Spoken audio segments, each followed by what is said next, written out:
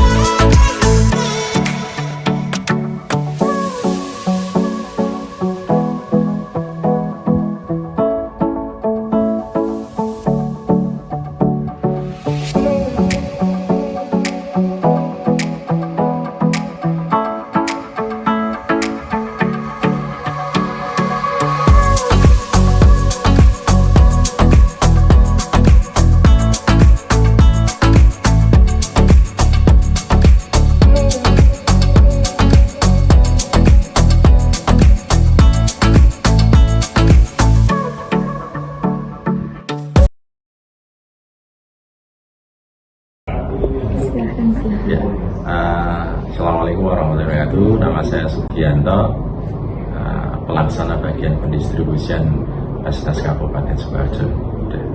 Itu aja perkenalan. Assalamualaikum warahmatullahi wabarakatuh, Pak. Waalaikumsalam warahmatullahi wabarakatuh. Perkenalkan, nama saya Dilasari Dewi Dharma Putri. Dan saya Alkausar Fatimah. Saya Yudi Putraji.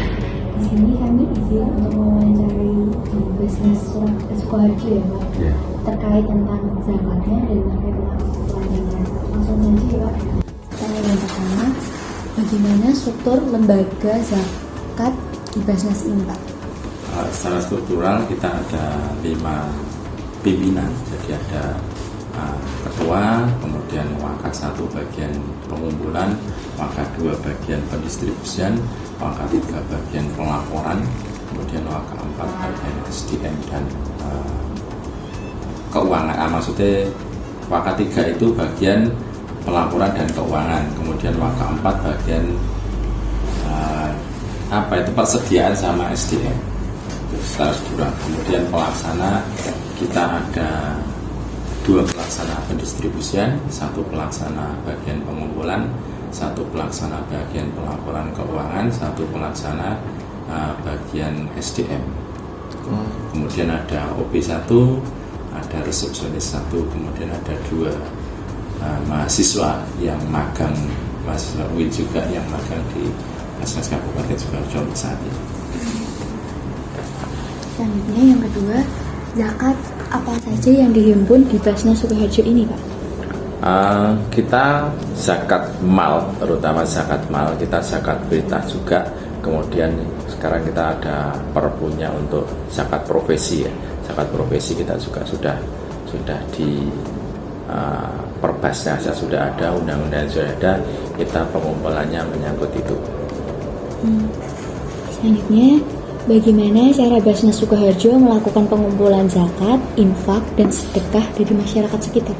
Jadi secara garis besar dana SIS dari Basnas Kabupaten Sukoharjo adalah para ASN yang ada di Kabupaten Sukoharjo, kemudian juga ada masyarakat yang memiliki usaha produktif yang pernah kita bantu. Jadi Basnas itu ada mulai program Sukoharjo Makmur, itu kita bantu misalkan gerobak dan lain sebagainya, itu kita kasih kotak infak. Kemudian setiap 3 atau 4 bulan mereka menyetorkan infaknya itu ke Basnas, bagian dari itu. Kemudian ada juga yang individu perorangan yang melaksanakan zakat ke Basnas juga ada. Kemudian ada dari perusahaan juga ada. yang jelas garis besarnya dana zis dari zakat itu adalah dari para ASN. Izin menjaga Pak, menurut Bapak masyarakat Sukoharjo di sini sudah sadar akan zakat? Secara garis besar sudah. Jadi lembaga zakat itu tidak hanya di Basnas. Secara perundang-undangan lembaga resmi itu adalah Basnas. Akan tetapi di Sukoharjo kan ada Lasismu, Solo Peduli, itu las-las yang lain itu sudah pengumpulannya mereka sudah banyak secara garis besar. Termasuk juga di masjid-masjid itu juga sudah banyak mengumpulkan menerima zakat itu. Tapi secara pelaporan, secara perundang-undangan mereka semua itu harus melaporkan ke Basnas. Tetapi saat ini karena keterbatasan pelaksana, keterbatasan SDM dari Basnas juga kita untuk mengakomodir itu pelaporan mereka juga sangat kurang.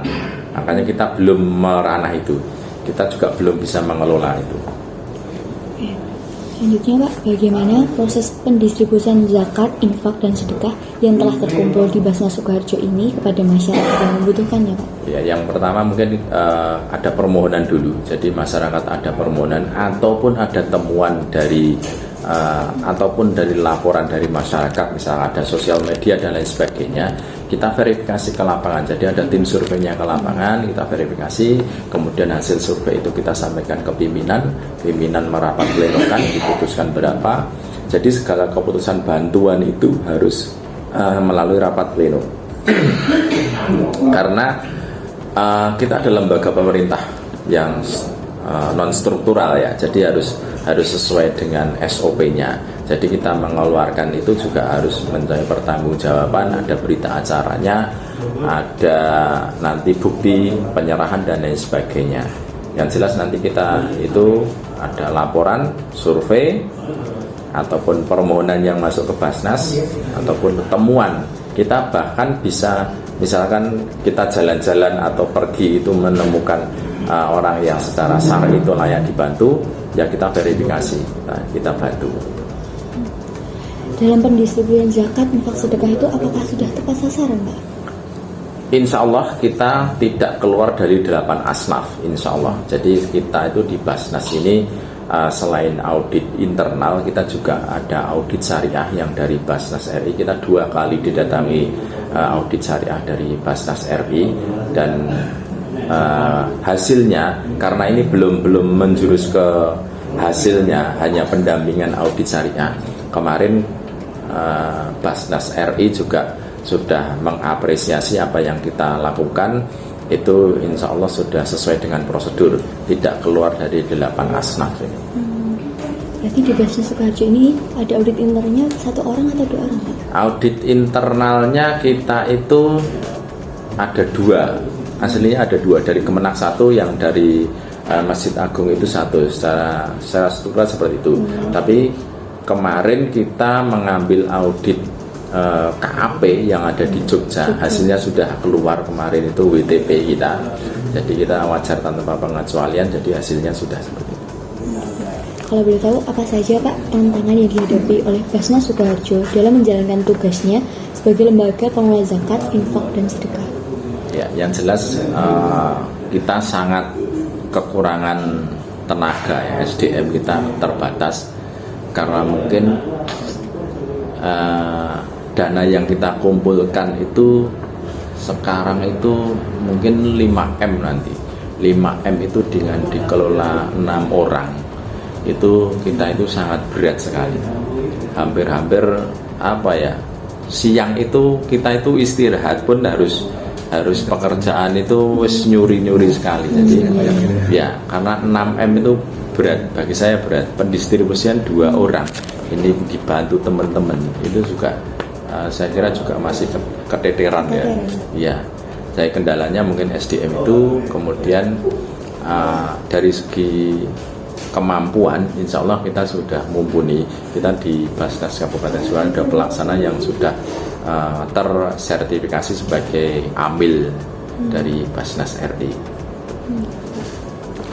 Mungkin kendalanya yang kendala berikutnya adalah tentang pengumpulan ini.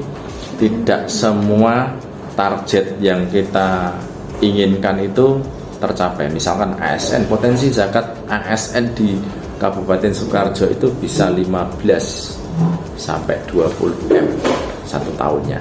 Tetapi kesadaran untuk ASN ini masih kurang. Kemudian zakat profesi, masih banyak orang yang memperdebatkan khilafiyah mereka, apakah ini sesuai dengan syariat atau sesuai perundang-undangan atau tidak. Kemudian zakat pertanian, hampir kita belum pernah menyentuhnya, zakat pertanian. Padahal potensi di Kabupaten Sukoharjo untuk zakat pertanian ini saya kira lebih besar daripada zakat profesi ataupun zakat dari ASN. Kemudian yang selanjutnya, apakah Basnas Sukoharjo juga berkolaborasi dengan pemerintah daerah dan lembaga sosial lainnya gitu Pak? Ya, yang jelas kita juga tidak bisa lepas karena bagian dari pengumpulan juga, bagian dari pendistribusian. Kita setiap tahun bisa dipastikan kita kerjasama dengan yang sudah itu, kita kerjasama dengan BPBD karena berkaitan dengan kebencanaan, itu pasti dengan BPBD, kemudian dari dinas sosial itu stunting, anak-anak terlantar itu biasanya kita juga, kemudian dinas kesehatan, pembiayaan di rumah sakit apabila kemarin ada yang nunggak biaya di rumah sakit, ada gizi buruk dan lain sebagainya, kita juga dengan dinas kesehatan, termasuk dinas pendidikan. Baru saja kita menyalurkan sekitar 250 juta untuk anak-anak miskin yang ada di Kabupaten Sukoharjo, SD, SMP. Kemudian ada dinas perumahan karena kita ada program RTLH, bedah rumah, karena itu bagian dari itu. Kemudian ada dinas dari kejaksaan juga sudah bekerjasama, mereka menyantuni kaum fakir miskin. Kemudian juga kita membantu untuk mendistribusikan, mereka membantu mendistribusikan dana SIS itu. Pihak kejaksaan juga pernah. Dari Kementerian Agama itu kita juga bekerjasama dengan baik, sangat baik, dan mungkin juga mungkin mendekati sempurna untuk Kementerian Agama, karena kita juga memfasilitasi ustadz-ustadzah, kemudian guru TPQ-nya, kemudian santri TPQ, kita pernah menyantuni hal-hal. Izin menyangka Pak, untuk di Basnas Sukoharjo ini juga ada pembimbingan bagi mu'alaf atau tidak? Kita secara resmi belum ada, tetapi kita pernah membantu. Kita pernah kerjasama dengan badan mu'alaf yang ada di Kabupaten Sukoharjo itu. Jadi mu'alaf itu mereka menyodorkan ini warga mu'alaf yang baru, makanya kita pernah bantu modal usaha, kelihatannya kalau tidak salah modal usaha, karena dia butuh usaha. Untuk yang selanjutnya Pak, bagaimana Basnas ini memastikan masyarakat itu sadar untuk membayar zakat, infak dan sedekah gitu? Ada program khusus gitu? Yang program khusus kita belum ada. Yang jelas kita ada sosialisasi. Sosialisasi itu kita pernah sosialisasi dengan OPD, Kormin, kepala SMP, kita pernah sosialisasi itu. Dinas yang ada di Kabupaten Sukoharjo insya Allah hampir semua sudah kita sosialisasi. Kemudian untuk terjun ke masyarakat, kita mungkin lebih larinya kepada takmir masjid, karena kita mengakomodir masyarakat secara awam itu kan tidak bisa ya, mereka kan tidak punya wadahnya. Tetapi kalau misalkan takmir masjid itu kan mereka punya wadahnya, dari Kementerian Agama, dari dinas, dari guru, itu kan punya wadahnya. Jadi kita membuat surat itu kan enak. Kalau kepada masyarakat, lah masyarakat ini siapa yang mewakili. Tapi kalau kepada takmir masjid kan ada pengurusannya. Kita minta bantuan ke Kemenak ada. Kalau OPD, dinas dan lain sebagainya itu kita juga rutin kita sosialisasi. Selain juga kita kerjasama untuk pengumpulannya, kita juga kerjasama untuk pendistribusiannya. Jadi OPD itu menyodorkan atau meminta bantuan kepada masyarakat. Misalkan ada aduan di masyarakat, dinas sosial misalkan. Dinas sosial itu ada ODGJ yang harus dipulangkan misalkan, karena domisilinya tidak di Kabupaten Sukoharjo, itu mereka minta bantuan ke kita, yang kita bantu. Misalkan minta kursi roda, ya kita bantu. Seperti itu. Sosialisasinya bukan hanya sekedar kita zakat atau ke Basnas, tapi kita juga sudah kerjasama saling umpan umpan balik. Oh, gitu ya. Selanjutnya terkait akuntansinya Pak, bagaimana Basnas Sukoharjo melakukan pencatatan dan pelaporan keuangan zakat yang diterima dari masyarakat? Ya, yang jelas di Basnas itu ada aplikasi Simba. Jadi secara garis besar kita memakai Simba itu. Akan tetapi kelemahan dari Simba ini adalah servernya sering down. Kemudian juga tidak bisa menjadikan sebuah, nanti misalkan datanya kita masukkan semuanya ke Simba. Itu ketika kita cetak, itu kita sodorkan ke KAP, itu tidak bisa menjadi pelaporan, tidak menjadi pelaporan gamblang. Yang lebih ke Simbanya ini adalah bagian pendistribusian. Pendistribusian itu bisa dicetak dari aplikasi Simba ini. Kita memakai aplikasi yang dari audit internal, ada akuntansinya, ada aplikasinya. Yang keuangan, pelaporan keuangan kita memakai itu. Jadi ada aplikasi khusus untuk pelaporan keuangan, kemudian pencatatan terutama, kemudian untuk distribusi itu lebih kepada Simba. Tetapi ini Simba 4.0 ini sudah diperbaiki, tapi kelihatannya belum siap juga untuk sebuah pelaporan memakai Simba, pelaporan keuangan loh tentunya, yang seperti yang diinginkan audit eksternal.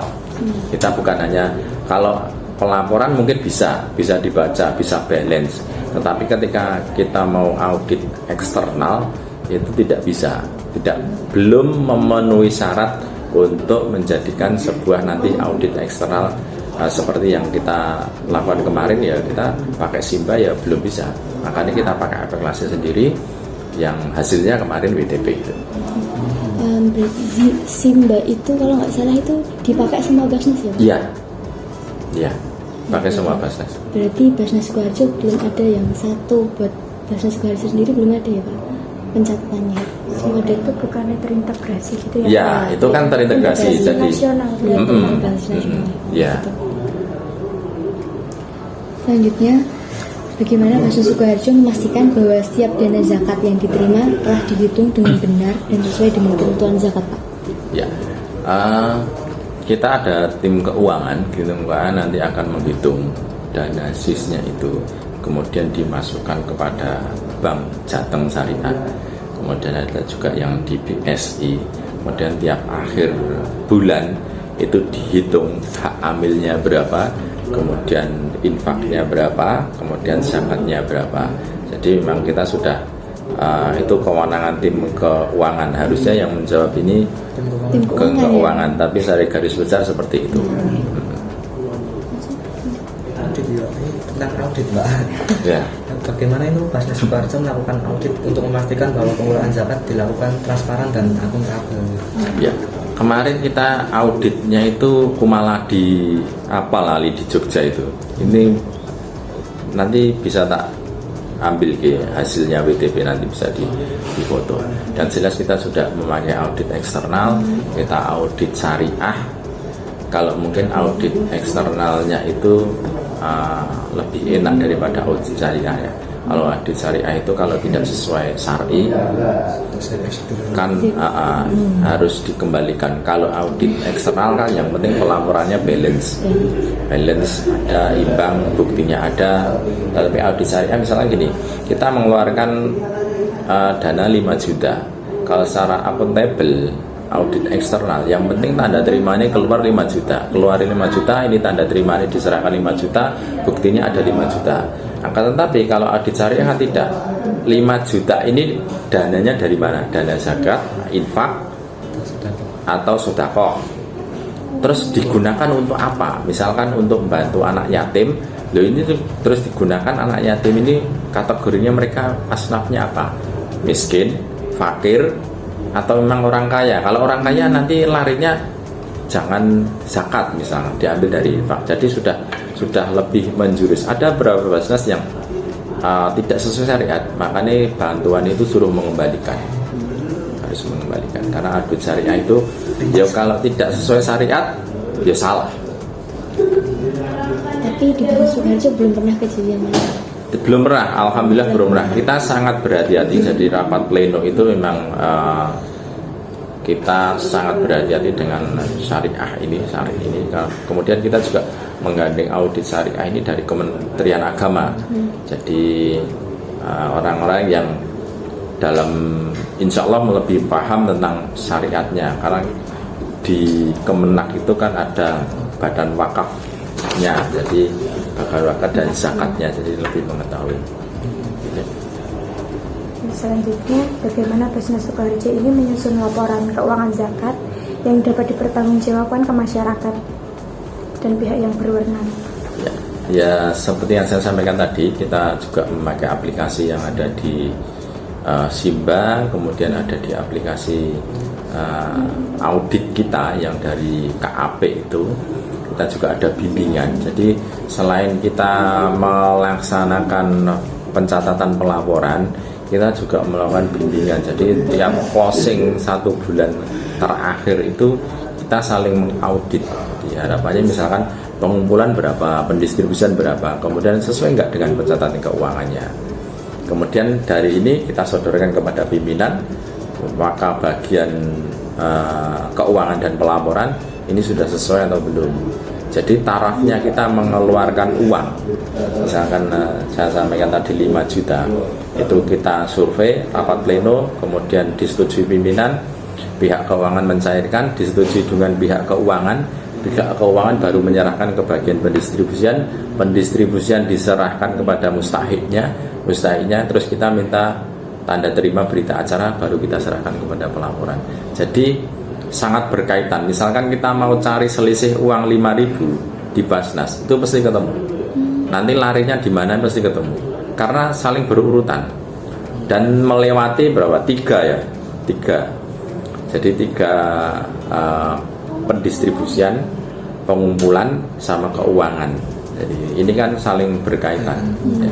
Jadi kalau yang mengeluarkan, jadi nanti akan ketemu. Ini selisihnya di mana, misalnya tidak akuntabel gitu. Selanjutnya, pertanyaan yang terakhir ini Pak, bagaimana Basnas Sukoharjo mengelola dana yang belum terpakai, dalam artian yang belum disalurkan tadi Pak? Ya, seperti yang saya sampaikan di depan, Basnas Sukoharjo memakai bendahara di bank. Jadi Basnas ini di sini tidak memegang uang. Jadi ya langsung disetor ke bank, otomatis juga pengumpulan itu para OPD dinas itu juga langsung disetorkan ke bank. Kemudian di bank kan ada pencatatannya ini dari pengumpulan dari mana.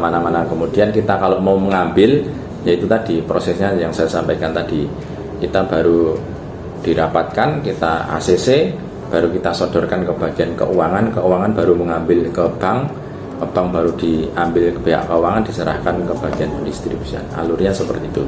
Jadi dana sekarang yang ada di Basnas ini semuanya, hampir semuanya selain operasional mungkin ya, operasional harian itu ditaruh di bank.